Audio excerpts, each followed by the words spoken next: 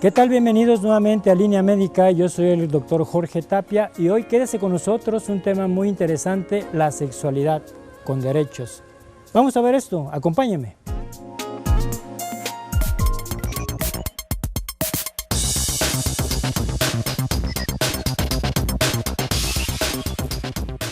La sexualidad es el conjunto de condiciones anatómicas, fisiológicas, psicoafectivas que caracterizan el sexo de cada individuo. También desde el punto de vista histórico-cultural, es el conjunto de fenómenos emocionales, de conducta y de prácticas asociadas a la búsqueda de placer sexual, que marcan de manera decisiva al ser humano en todas y cada una de sus fases determinantes en el desarrollo de su vida. Se propone que la sexualidad es un sistema de la vida humana que se compone de 4 características, que significan sistemas dentro de un sistema. Estas características interactúan entre sí y con otros sistemas de todos los niveles del conocimiento, en particular en los niveles biológico, psicológico y social. Las 4 características son el erotismo, la vinculación afectiva, la reproductividad y el sexo genético. Es importante notar que la sexualidad se desarrolla y expresa en diferentes maneras a lo largo de la vida, de forma que la sexualidad de un niño no será la misma que la de un adolescente o un adulto. Cada etapa de la vida necesita conocimientos y experiencias específicos para su óptimo desarrollo. En este sentido, para los niños es importante conocer su cuerpo, sus propias sensaciones y aprender a cuidarlo. La sexualidad adulta contiene los 4 elementos en una interacción constante. Algunos trastornos pueden afectar la capacidad de los hombres y de las mujeres de tener relaciones sexuales o disfrutarlas.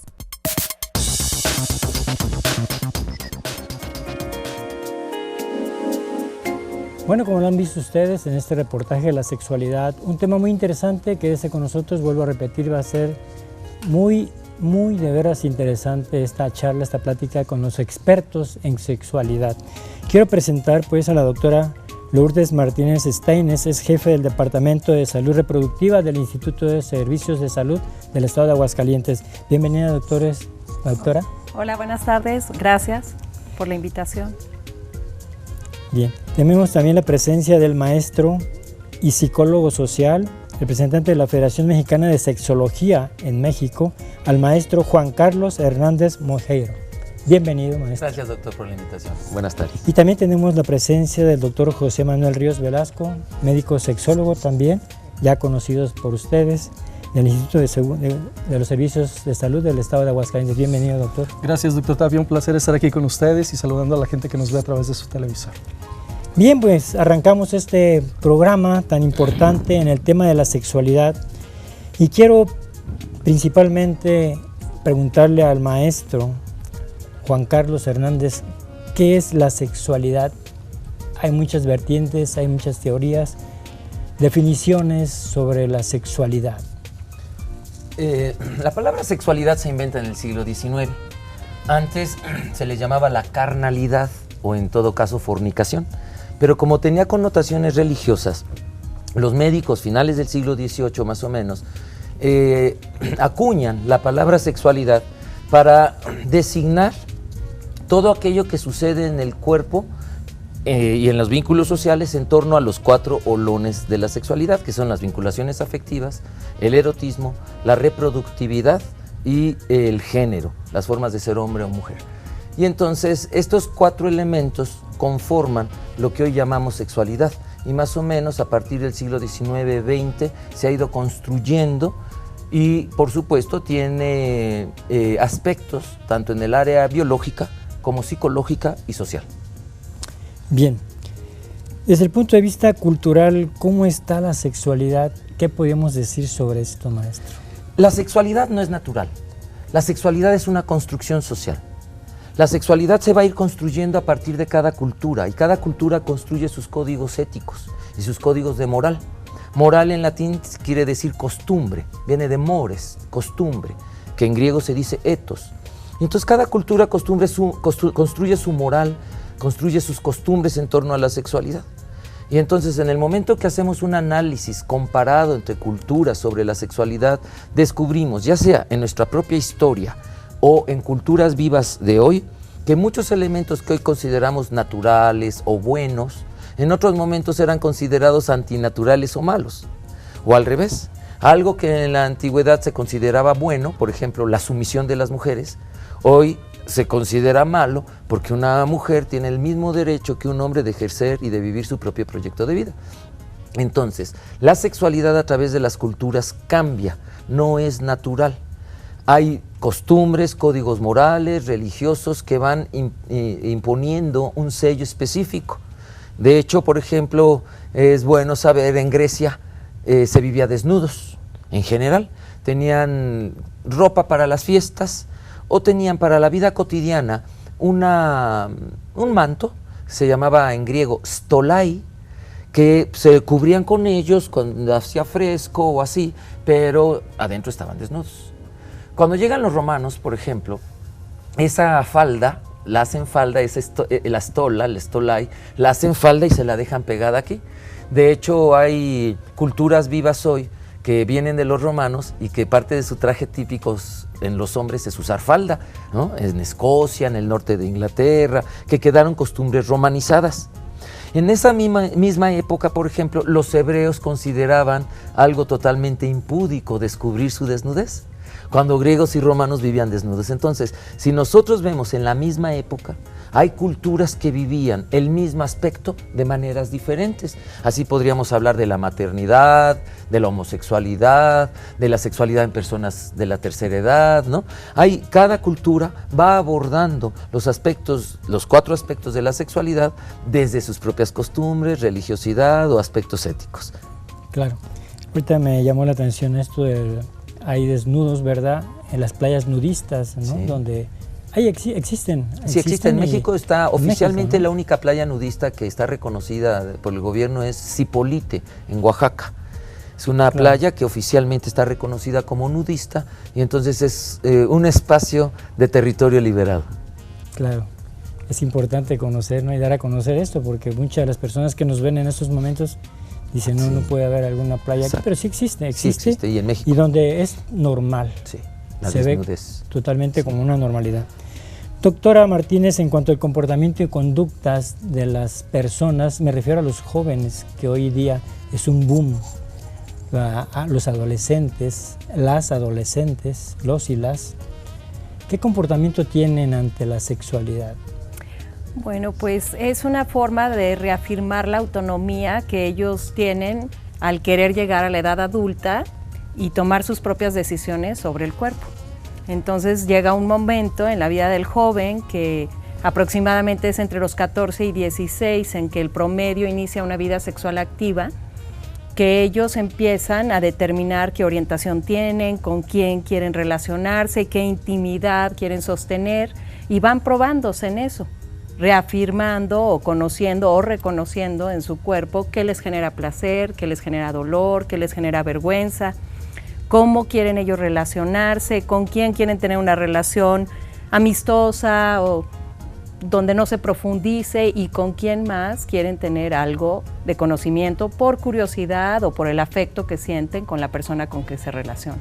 Claro, le comentaba al doctor Ríos Velasco antes de entrar al programa que fui a hacer un sondeo a la preparatoria y secundaria, donde le pedí permiso a los maestros y a algunas maestras para preguntarles a los alumnos qué entendían por sexualidad, y muchos me referían sobre el sexo, doctor. Ellos se inclinaban a órganos genitales exclusivamente y dejaban pues descubierto el cuerpo humano. Pues en cierta manera, doctor, esto es comprensible. ¿Por qué? Porque nuestra gente no ha sido educada en temas de sexualidad. Vaya, a fin de cuentas, ¿quién ha educado a nuestros padres sobre una sexualidad científica, estudiada? Igual a nuestros maestros, ¿dónde aprendieron esto? Pues a fin de cuentas la gente no va a hablar de manera abierta, de manera científica, si no se le ha enseñado. La gente habla de la sexualidad a través del doble sentido, a través del chiste, a través de la broma, como hablar de lo que no tenemos que hablar, pero todo el mundo lo ponemos sobre la mesa. Y obviamente la gente va a hablar de lo que ve, de lo que vive, de lo que siente, porque a fin de cuentas nuestras creencias son nuestras realidades. Y en nuestros chicos, pues hablando en específico sobre la sexualidad, no se nos olvide que en la etapa de la pubertad, pues hay un destape hormonal, donde viene la presencia de los caracteres sexuales secundarios, tanto en hombres como en mujeres, y el instinto sexual a lo mejor mal llamado, pues bueno, florece. Pero curiosamente en el cerebro, en la corteza prefrontal, termina de madurar, en el caso de los hombres, a los 25 años y en el caso de las mujeres a los 21 años. Entonces llega el momento, la corteza prefrontal es el área que nos limita socialmente, ¿sí? Que nos dice esto no lo hagas, esto no es correcto, es como la parte de la conciencia. Y una parte un poco más abajo en el cerebro, que sería en la amígdala cerebral, en el hipotálamo, es la parte donde radica el enamoramiento, donde radica el coraje, y hay liberación de una sustancia que se llama dopamina. Y la dopamina es la que nos impulsa a hacer las cosas. En el caso de los chavos, pues se sienten infértiles, se sienten que son increíbles, que pueden hacer cualquier cosa, no hay tanta inhibición. Y si está el destape hormonal a todo lo que da, y aparte se les ha reprimido la sexualidad, porque creemos o se creía que los niños no tenían una sexualidad, no sentían. Y sabemos, gracias a Freud, que esto no es cierto, que los niños, las niñas, desde pequeños, incluso desde el vientre de su madre, pues tienen respuestas sexuales. ¿Cómo vas a inhibir esto? En la medida que vamos inhibiendo un comportamiento, se potencializa. Prohibir es un gran negocio. Si a nosotros nos dicen no hagas algo, es lo que más nos incita, es lo que más nos mueve.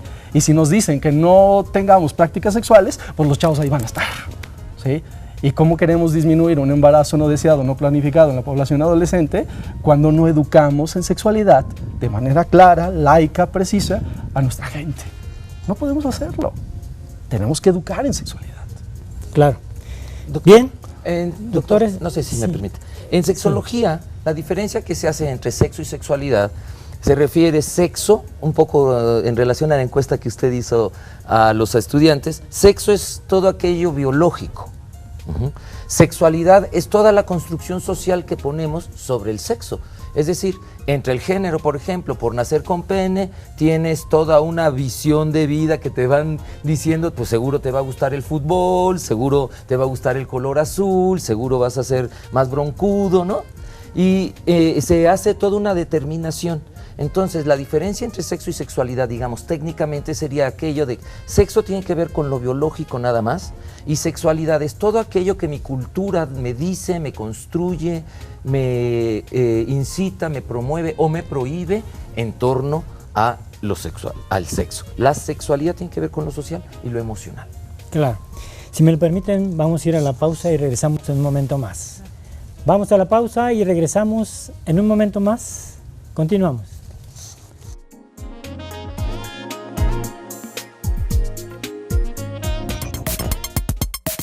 ¿Sabías que el sexo es la combinación y mezcla de los rasgos genéticos que dan por resultado la creación de organismos en variedades femenina y masculina, conocidas como sexos?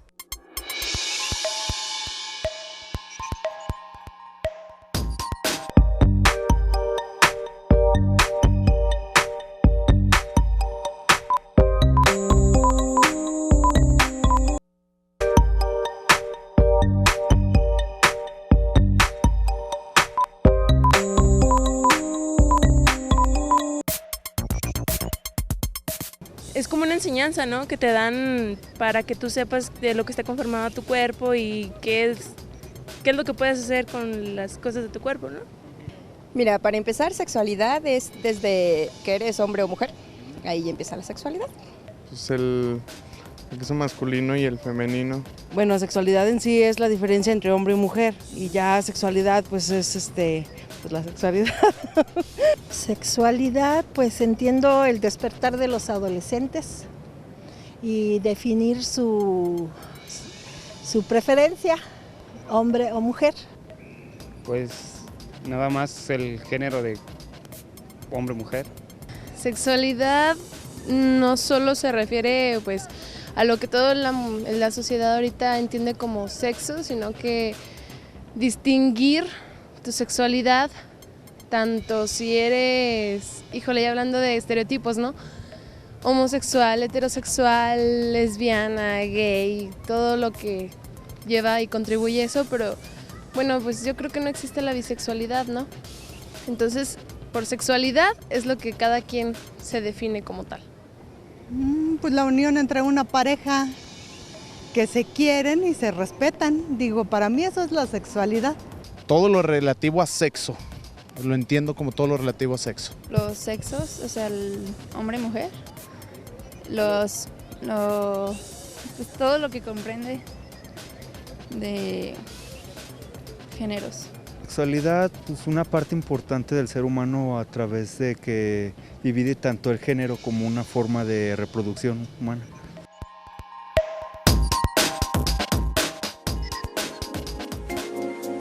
Bueno, estamos de regreso. ¿Y qué opinan ustedes sobre estas respuestas? Pues confirma lo que su encuesta en los estudiantes demostró, ¿no? Que claro, casi toda la población percibe que es únicamente la cuestión de sexo, si se trata de un hombre o de una mujer. Y esto es una cuestión biologicista. Claro. Y al mismo tiempo, solamente una persona reconoció o habló de la reproductividad, pero no hablaron de sus afectos. Y yo creo que todos y todas, cuando hablamos de sexualidad, pues estamos considerando los vínculos afectivos y no hablaron del erotismo. Pero eso más bien yo creo que sí saben que lo incluye la sexualidad. Por ejemplo, la señora que dijo, pues la sexualidad es, pues la sexualidad, y se ríe. ¿A qué se está refiriendo? Al erotismo. Creo que en una sociedad donde poco se habla de la sexualidad, se va a tratar de llevar a lo biológico reproductivo porque las costumbres censuran que se hable del placer. Y la sexualidad incluye el placer. Por eso mucha gente pues se ríe en cuanto se habla de sexualidad, lo tratan de deslindar y llevar solo a lo biológico, al hombre, mujer, a la reproducción, porque hablar de sexualidad hablarían de su propia sexualidad, de sus propios placeres, su propio erotismo. Y entonces yo creo que más bien en la encuesta a mí me parece como que no se atrevieron a decir, ¿no?, que también se trata del placer. Claro, claro. Maestro, igualmente la sexualidad está influida por muchos factores. Aquí influye lo social, lo político, no sé, lo espiritual. Háblenos sobre esto. Sí, mucha gente conforma su comportamiento sexual a partir de una religión, de aspectos espirituales. Sin embargo, mucha gente ignora la propia historia de su propia religión. Hablando de la Iglesia Católica, hablando del cristianismo, poca gente sabe que la Iglesia Católica casó gays y lesbianas más de 1000 años. Había santos gays, San Sergio y San Baco, santas lesbianas, Santa Perpetua con Santa Felicitas, estamos hablando del siglo II, siglo III. Todos ellos, 4, fueron canonizados en el año 304, en el siglo IV. Y jamás en sus actas de canonización viene algún impedimento por su orientación sexual. La Iglesia Católica no era homofóbica, no era lesbofóbica como ahora es en las iglesias cristianas. La homofobia en la Iglesia Católica va a comenzar hasta la Santa Inquisición en el siglo XIII, en el año 1231, con el Concilio de Letrán, se prohíbe por primera vez tajantemente a los cristianos ser homosexuales. E incluso textos bíblicos se manipulan y se manejan para hacer creer que la homosexualidad viene prohibida desde la Biblia. Yo tuve oportunidad de estudiar en el Vaticano 2 años teología bíblica en la Universidad Pontificia Urbaniana. Teníamos una materia que se llamaba Teología del Antiguo Testamento. Y nuestro profesor, el padre Giovanni Odazo, saludo desde Aguascalientes, nos decía, traduttore, traditore, traductor, traidor. Es posible que el que traduce, si no está de acuerdo con el autor, lo traicione con la traducción. Y quienes leemos posteriormente al traductor, creímos que el autor lo dijo. Entonces, de esta forma, por ejemplo, San Jerónimo, que traduce del griego al latín en el siglo V, dice que en el paraíso había manzanas, pero fue un error de dislexia, porque male, el fruto del conocimiento, del árbol del conocimiento del bien y del male, lo tradujo al revés y puso mela. Y mela es manzana en latín. Y más de 1000 años la Biblia tuvo manzanas en latín y pues se consideraba hereje al que no creía que hubiera manzanas junto a Adán y Eva y en todo este cuento, ¿no? Y al final, ¿qué sucedió? Lutero, que traduce del latín al alemán, que era un gran biblista, un gran científico, un gran historiador, se da cuenta que hay un error, hoy diríamos de dedo, ¿no? Un error de dislexia, y él lo corrige. Hoy ninguna Biblia habla de manzanas, pero yo quiero preguntarme, si esto hace que la gente deje de pensar que en el paraíso, en el Edén, había manzanas. Y hoy incluso la gente cree que el fruto prohibido era una manzana porque estuvo dicho en la Biblia así, pero hoy quien revise sus Biblias en el Génesis jamás habla de manzanas, y por un error de traducción Así sucedió, en el inconsciente colectivo se mantuvo que era una manzana. Es un tema trivial, pero hay temas muy importantes que hubo o errores o manipulación, como en los temas de la mujer, como en los temas del placer, como en los temas de la diversidad sexual. Entonces, creo que sí es muy importante regular la vida de cada quien con valores y construir nuestra sexualidad también a partir de ciertos valores. Sin embargo, muchos de los valores que la gente cree vivir lo asocia a su fe, a su religión, a la Biblia, y si realmente hiciera un estudio sobre esos temas se daría cuenta pues que no hay tales prohibiciones, que fue manipulado, que fue manejado, y que hoy están teniéndose visiones mucho más modernas de la sexualidad. Pienso, por ejemplo, en los obispos norteamericanos que escribieron una carta pastoral que es para los papás y mamás de personas gays y lesbianas. La carta pastoral se llama Amadlos, siempre serán vuestros hijos. Y entonces hoy ya hay una actitud distinta ante el tema. No olvidemos lo que dijo el Papa Francisco, ahora regresando del Congreso de Brasil. ¿Quién soy yo para juzgar a un gay? Yo creo que eso deberían ponerlo en todas las iglesias católicas en una manta enorme. ¿Quién soy yo para juzgar a un gay? Francisco, Papa Francisco, ¿no? Si se la pasan repitiendo lo que dicen los papas, bueno, esta sería una frase. Pero como es una frase que está cuestionando una política eclesial de 700, 600 años, porque el concilio que prohibió la homosexualidad fue en el siglo XIII, para el siglo XXI pues son 7, 8 siglos, este papa y otros sacerdotes empiezan a cuestionar lo que se creyó y lo que la gente cree por su ignorancia que viene en la Biblia. Pero quien estudia teología, quien estudia Biblia, quien estudia sexualidad relacionada a estos temas, se da cuenta que no. Por ejemplo, tenemos el caso del padre Ricardo Cimbrón Levi, misionero del Espíritu Santo, yucateco. Él escribió un libro que se llama Nuevos enfoques sobre la homosexualidad, donde habla qué textos de la Biblia fueron manipulados para condenarla, pero cómo en el principio no venía así. Un caso, Pablo escribe que los que hagan arsenokoitai, Pablo escribe en griego, que está en la primera carta a los Corintios. En el capítulo 6 habla de todos los que no van a entrar al cielo. ¿No saben acaso quiénes no entrarán al reino de los cielos? Y empieza una lista larguísima. Y dice los borrachos, los que digan groserías, los que busquen el placer, los que busquen el dinero. O sea, muchos estaremos por allá, ¿no? Pero entonces dice los arsenokoitai. Arseno es veneno. Arsenal, cosas para matar. Koitai, coito. Arsenokoitai quiere decir quien tenga un coito que mate a alguien, un coito venenoso, un coito dañino. 5 siglos después, San Jerónimo traduce sodomitas, porque pues no sabía a qué se refería Pablo. Quienes leen la Biblia después de San Jerónimo creen que Pablo dijo que los sodomitas, y hoy se dice homosexuales, no entrarán al reino de los cielos. Pero Pablo no escribió eso, eso lo tradujo San Jerónimo. Pero la gente no dice San Jerónimo dice. Llega incluso a afirmar San Pablo dice. Y hay quien peor aún dice Dios dice, cuando son posiblemente errores de traducción o manipulaciones de traducción para imponer una política eclesial que va cambiando a lo largo de los siglos. El aborto es otro caso. El aborto no era pecado. El aborto, San Agustín dice que el alma le entra al cuerpo a los 40 días de gestación si es varón y si es mujer a los 80 días de gestación. Y entonces la Iglesia Católica y las iglesias cristianas consideraban que no era pecado abortar antes de los 80 días, porque en la práctica pues nadie sabía si era varón o hembra quien a los 40 días pues está ahí gestándose. Sin embargo, la Iglesia permitía el aborto. Y luego llega Santo Tomás de Aquino y dice, no, el alma entra parejo a los 90 días, a hombres y a mujeres, pero a los 90 días. Y entonces dio 10 días más para abortar sin que fuera pecado. Y hoy la gente ignora eso. Y hoy la gente cree que las condenas a la homosexualidad o las condenas al aborto vienen desde el principio de la Iglesia cristiana, desde el principio de la Iglesia católica, y no.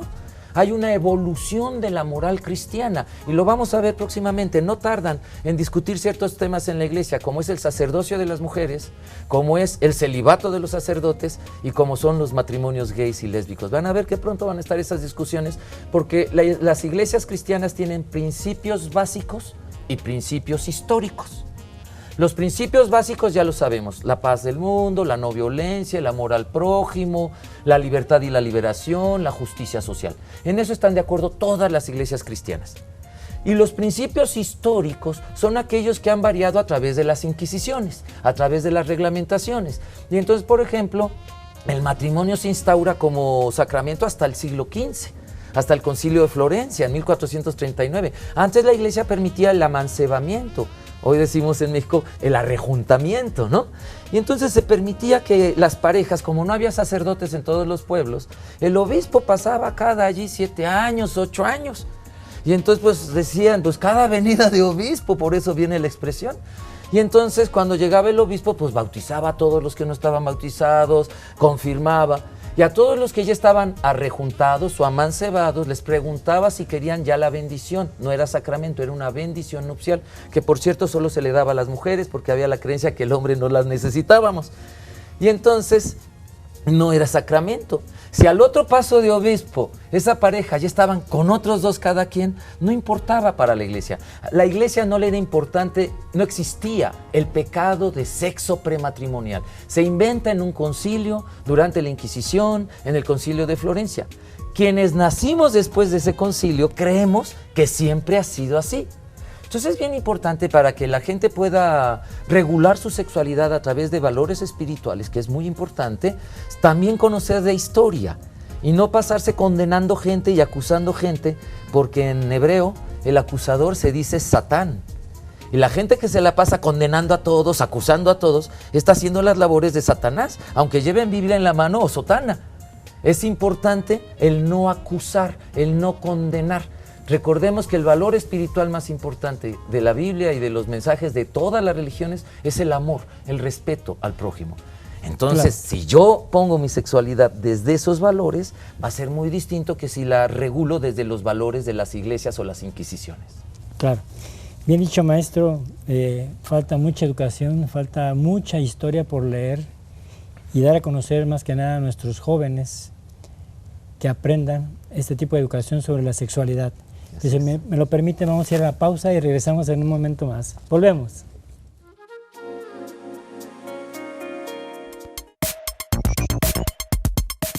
¿Sabías que el concepto de sexualidad comprende tanto el impulso sexual dirigido al goce inmediato y a la reproducción, como los diferentes aspectos de la relación psicológica con el propio cuerpo y de las expectativas de rol social?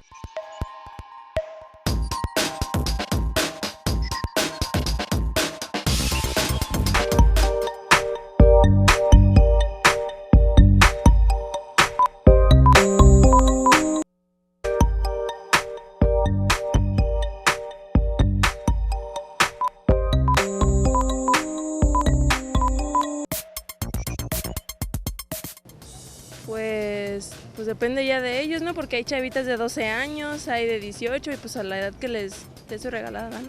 De 16 años, pero yo veo ahorita la situación y pues no me gustaría eso para mis hijas, ¿verdad? A una muy corta edad. Pues yo creo que para empezar sí, debes de estar ya adultito como para saber lo que haces y la responsabilidad, pues no sé. Digo, si me lo dices en cuestión a mis hijas, pues yo te diría a los 30, pero no, ¿verdad? Pues no sé, unos 22 años estaría más que bien, ¿no? Yo creo que ya estás como muy responsablito, pareces. Pues ya a los 18, ya cuando sabe bien qué es lo que quiere, ¿no? Pues ya cuando alcancen una madurez, que sepan qué es lo que quieren. Yo pienso que 18 años en adelante.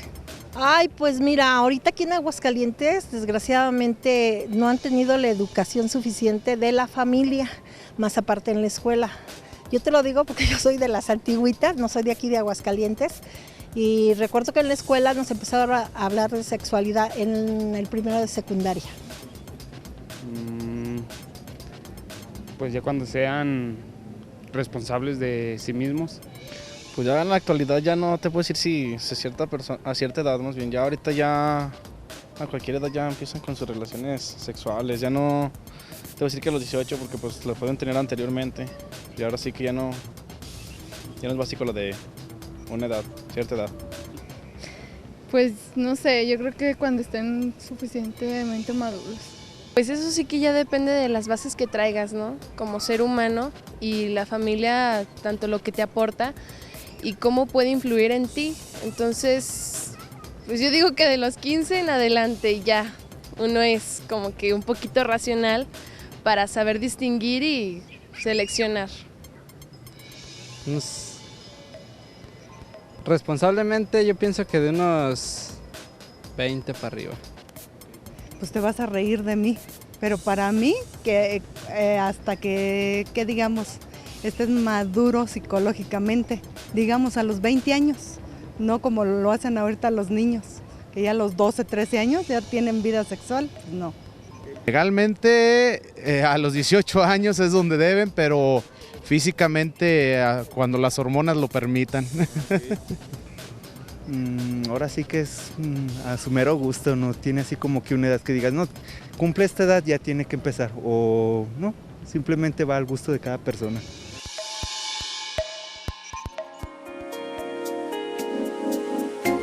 Bueno, estamos de regreso y bueno, vamos a darle respuesta, doctora Lourdes Martínez. ¿A qué edad se inicia la relación sexual? Pues cuando la persona lo decide. Cada quien tiene un ritmo distinto de ir descubriendo la vida. Hay personas que inician de forma muy joven y hay otras que esperan. Evidentemente la construcción social y la religión y el entorno y la educación y la tradición van normando en una familia las expectativas que tienen sobre los hijos. Y cada quien va descubriendo a través de la pubertad cómo las hormonas van despertando sensaciones que antes no tenían. Entonces, evidentemente, hay un despunte en la pubertad que conduce a que los jóvenes quieran tener una sexualidad. Sí, doctor Ríos. Lo interesante de esto es el planteamiento de la pregunta, porque dicen, bueno, ¿a qué edad inician su vida sexual? Pues bueno, la vida sexual se inicia desde antes del nacimiento, porque somos seres sexuados desde antes del nacimiento. Claro. ¿Sí? Entonces, una vida sexual pues es inherente, la sexualidad es inherente al ser humano. ¿Sí? Si estamos hablando dentro de la pregunta, ¿a qué edad una persona debe iniciar su vida sexual activa o coital o erótica?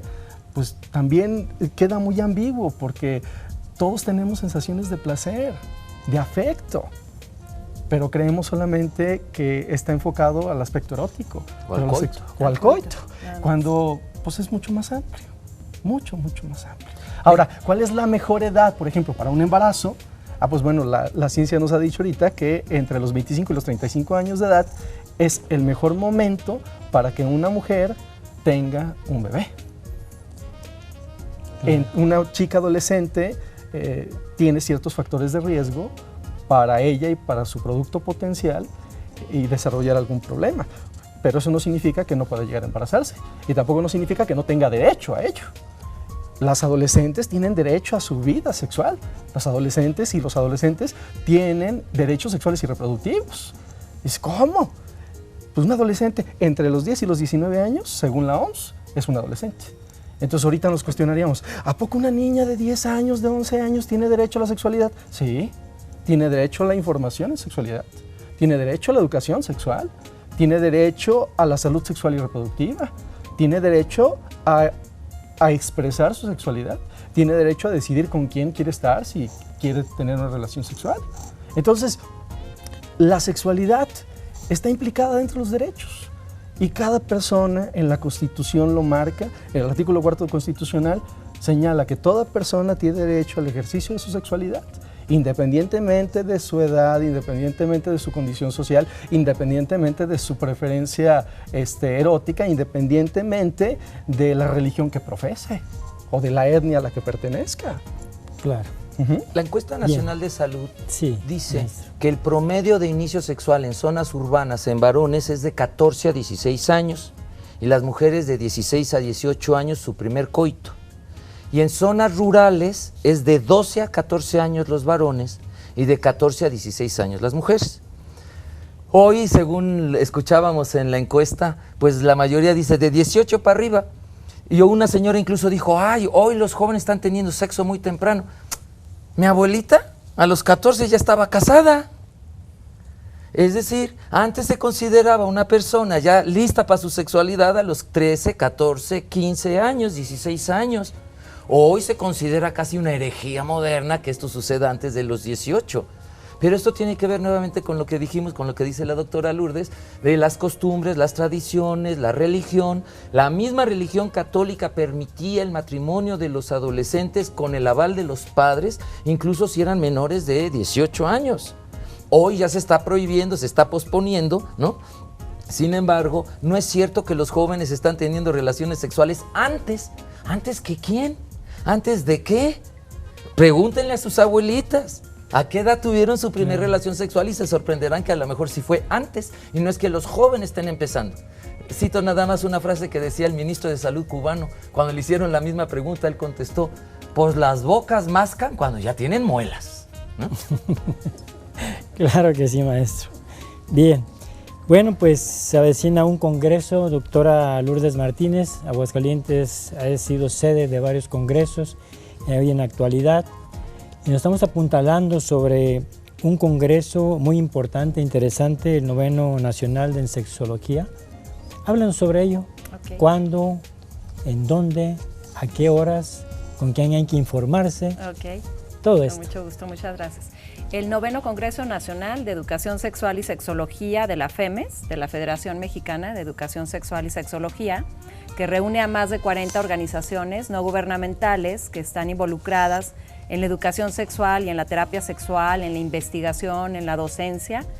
Organizan el 9º Congreso y va a tener por segunda ocasión sede en la ciudad de Aguascalientes el 31 de octubre, el 1 y 2 de noviembre en el Hotel Marriott. En el Departamento de Salud Reproductiva, en el teléfono 910-7929, con mucho gusto podemos ampliar la información, o si desean visitar la página en internet www.congresofemes.org.mx, pueden encontrar los pormenores del Congreso en relación a las cuotas, los momentos en que pueden inscribirse, la forma, si quieren hacer un depósito en el banco, si pueden ellos pagar a través del internet y poder enviar la comprobación para asegurar su lugar. Vamos a repetir otra vez los teléfonos y hablar sobre el Instituto de los Servicios de Salud del Estado de Aguascalientes. Así es, el teléfono es el 910-7929.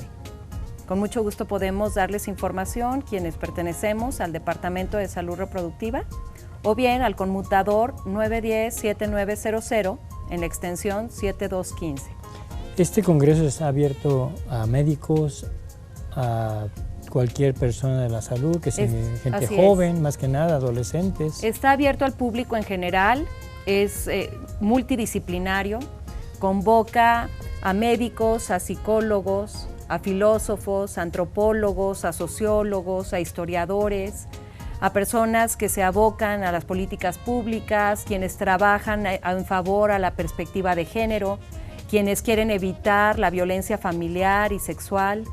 Es un congreso que en realidad es muy rico porque las personalidades y los maestros que vienen pueden darnos gran luz a quienes nos abocamos a atender cuestiones de salud sexual y reproductiva o a quienes trabajamos en educación, en escuelas normales, quienes tenemos que tener intervenciones a nivel de guarderías o ludotecas o en colegios. Claro. Sí, este congreso también, pues bueno, es un proyecto muy ambicioso. Hay más de 14 conferencias magistrales. Viene gente de España, viene gente de otros países, principales exponentes de la sexualidad en el país. El maestro Juan Carlos Hernández Mojeiro va a acompañarnos también dentro del Congreso. Rumbo al Congreso hay también varias actividades que se van a realizar en diferentes universidades, en la Universidad Autónoma de Aguascalientes, en la Universidad La Concordia, en la Universidad de la UVM y en la Universidad Cuauhtémoc. Incluso el día de ayer ya arrancamos prácticamente con esto, hubo 2 conferencias magistrales en la Universidad Autónoma, una de ellas impartida por la licenciada Marcela Martínez Ruaro y la otra impartida por el maestro Juan Carlos Hernández Mojeiro, relacionada en torno al tema de la sexualidad. Entonces, pues bueno, no solamente es para especialistas o para gente que trabaja dentro de la atención o de los servicios en salud, también incluso porque dentro de los ejes temáticos que se van a manejar dentro del Congreso tiene que ver con los derechos. Entonces también aquellas personas que están dentro del derecho, aquellos abogados, abogadas, que también les interese conocer un poco más sobre los aspectos relacionados con la sexualidad, con los abusos sexuales, con la pedofilia, con la paidofilia, vaya, con las violaciones, con las cuestiones relacionadas con el aborto.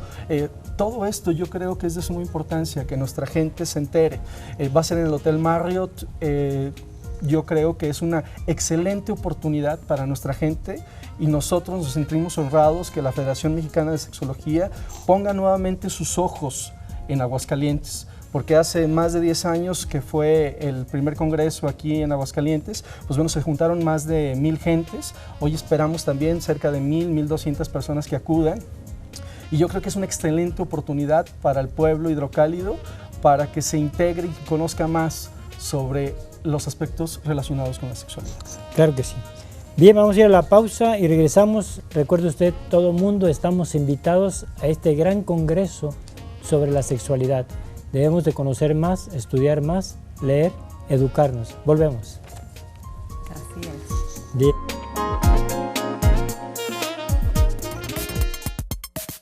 La identidad sexual es la conciencia propia e inmutable de pertenecer a un sexo u otro, es decir, ser varón o mujer.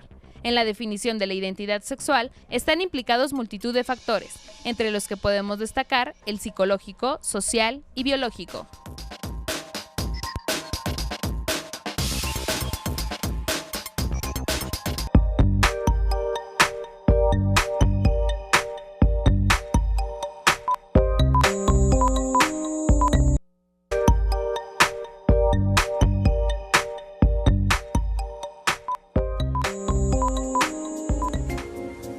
Estamos de regreso ya en esta última parte sobre la sexualidad humana. Recuerde usted, sexo y sexualidad es algo que usted debe conocer y conocerlo bien. El maestro Juan Carlos Hernández, bueno, pues ya casi terminamos este gran programa, esta charla tan interesante. Hay muchas preguntas que hacer, pero bueno, abarcando sobre la orientación, sobre la identidad sexual. El motor sigue siendo el instinto en el comportamiento sexual humano. ¿Qué nos platica al respecto? La epistemología médica, psiquiátrica, específicamente con Freud, va a ir cambiando el paradigma de dónde viene el deseo. Freud, médico, él va a decir es una pulsión innata. Y entonces va a hablar de los instintos sexuales. Un discípulo suyo, Jacques Lacan, que es lingüista, él dice no, el deseo viene de lo que mi sociedad dice que yo debo desear, no es una pulsión natural. Entonces hoy está la discusión, incluso en sexología, si el deseo tiene que ver con instintos, con pulsiones, o tiene que ver con expectativas sociales, familiares y religiosas o personales. Es distinta la identidad sexual a la orientación sexual. En la identidad sexual yo puedo reconocer y sentirme, decimos, egosintónico. Mi yo está en sintonía con mi cuerpo. Y decir, sí, el cuerpo sexuado que tengo me identifico con él, soy hombre. Pero hay personas que no tienen esa vivencia. Hay personas que se sienten mujer por adentro y voltean y ven un cuerpo de hombre. Pero a lo mejor no le gustan los hombres. Es decir, un travesti, un transexual, un transgénero no necesariamente es gay. Hay heterosexuales, hombres que les gustan las mujeres, pero se sienten mujeres e incluso están casados y se visten de mujer escondidas y tienen como un reconocimiento de su identidad, pero solo en la oscuridad, entre las sombras, porque les da vergüenza, porque muchos de ellos al salir del closet de su identidad transexual o transgenérica, les dirían que son gays. Y hay muchos de ellos que no son gays. Y hay muchos gays que son machines, masculinos, juegan fútbol americano, y no tiene que ver con su identidad. Se sienten hombres, les gusta ser hombres, pero les gustan los hombres. Identidad sexual y orientación sexual son dos cosas diferentes y complementarias. Las leyes del deseo. Una de las preguntas que casi siempre surgen es, ¿se hacen gays o así nacieron? Michel Foucault dirá, Solamente sabremos la respuesta a eso cuando nos atrevamos a preguntar cuáles son las causas de la heterosexualidad también. Es decir, ¿qué es lo que genera el deseo? El deseo es una parte distinta a la conciencia de mi identidad, de quién soy. Entonces, para empezar, son dos aspectos diferentes de la sexualidad. Uno es la identidad sexogenérica y otra es la orientación, también llamada antes preferencia, o gustos sexuales. En esa hay una gran diversidad de posibilidades. En este sentido, hay hombres, está la identidad sexobiológica, cómo asumo yo mi identidad sexual con mi cuerpo. Pero viene después una identidad sexogenérica. Bueno, mi sociedad dice que porque yo nací con tales genitales, debo hacer tal cosa.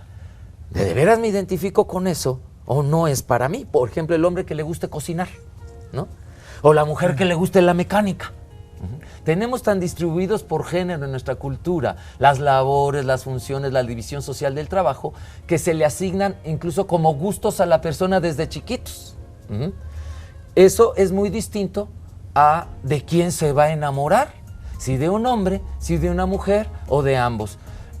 Dos elementos que dijeron en el video. Uno dice, un elemento dice, la identidad sexual es la conciencia inmutable. No, si hay gente que cambia. Hay gente que un tiempo se siente hombre y luego va reconociendo que en sí hay partes que se siente mujer y pueden cambiar. O al revés. Hay mujeres que se identifican con su cuerpo sexuado biológicamente como mujer, como hembra, digamos, y poco a poco se da cuenta que a lo largo de su educación ella a lo mejor negó una identidad distinta a la que se le atribuyó. Hoy en sexología le llamamos género de asignación, porque te dicen, eres hombre, eres mujer. Otra cosa si te la crees o no, claro. Y cómo te sientes con aquello. Entonces, sí puede cambiar incluso las orientaciones sexuales. Hay hombres que les gustan las mujeres y después se empiezan a gustar de hombres. O hay gays que, gustando de hombres, de repente se enamoran de una mujer. La orientación sexual también puede cambiar, no es inmutable, porque esto es lo que lleva a la discusión. Entonces es social, es personal, porque si fuera biológico sería inmutable. Pero al momento en que socialmente nos damos cuenta, o en clínica, en consultorio, que hay personas que van cambiando su identidad sexogenérica o su orientación sexual, es decir, que sí es mutable, que sí es cambiable, a lo mejor no tiene nada o muy poco que ver con lo biológico. Claro. Lo interesante también es que en torno a esta construcción de la sexualidad, pues hoy sabemos también que la preferencia o la orientación sexual es una potencialidad del ser humano. O sea, cada persona tiene la potencialidad de vincularse erótica y afectivamente con gente de su mismo sexo, con gente del sexo contrario o con ambos. El cerebro tiene, el cuerpo del ser tiene esa potencialidad, pero en toda esta construcción social, en todos los aspectos políticos o religiosos, el que tener que definirse, bueno, ¿y dónde dice que tengo que definirme? Sí, porque a veces es hasta una confrontación. Es que no sé si soy hombre o soy mujer, o si me gustan o no me gustan las mujeres o los hombres. ¿Y dónde dice que tiene que hacer de esa manera? Es una potencialidad del ser humano. Y esto puede confrontar a nuestra sociedad, puede confrontar a la gente, puede confrontar a la propia persona. Claro. Hay un libro que podríamos recomendar, el de Bisexualidades, de Rina Riesenfield, que podría ayudar. Bisexualidades es el libro de Rina Riesenfield. Y este libro puede explicar, en base a la experiencia de ella con varios pacientes, cómo podemos comprender lo que es orientación sexual e identidad. Y también entender que muchos de los planteamientos en torno al origen de la homosexualidad es, bueno, ¿dónde nace o se hace? Y es como una vertiente de tratar de curarla, porque parece ser todavía en muchos contextos que se cree que es una enfermedad o que es un trauma. Y entonces, este es el origen, entonces es genético. Pues entonces hay que manipular el gen para que mi hijo o mi hija no se haga homosexual o lesbiana. ¿Sí? Es que está influenciado por los factores hormonales. Pues entonces no hay que darle métodos anticonceptivos o no hay que darle terapia hormonal de reemplazo, porque entonces va a tener un problema de una orientación o una preferencia sexual. Pues esto no es cierto. Es una potencialidad del ser humano. La riqueza del ser humano estriba en su diversidad. Claro. Es muy interesante hablar sobre esto en el conocimiento de nosotros y en el desconocimiento de la gente o de las personas que en este momento nos ven sobre de qué vamos a hablar. Por eso hay que volver a decir que hay un 9º congreso aquí en Aguascalientes en el que todo el mundo tenemos que asistir. Aguascalientes repunta siempre hacia la salud, hacia una sexualidad saludable, digo yo. Y quiero que aquí dejemos bien plasmado, maestro Juan Carlos, este punto para finalizar, que es bien interesante para que nuestra población aguascalentense viva saludablemente en sexualidad. No solo existen las infecciones de transmisión sexual, también existe la salud de transmisión sexual. ¿Qué quiere decir? La resiliencia, decimos ahora en psicología, es esta capacidad de reconstruirme, a pesar de que me haya ido muy mal, ¿no? En forma creativa, positiva, propositiva.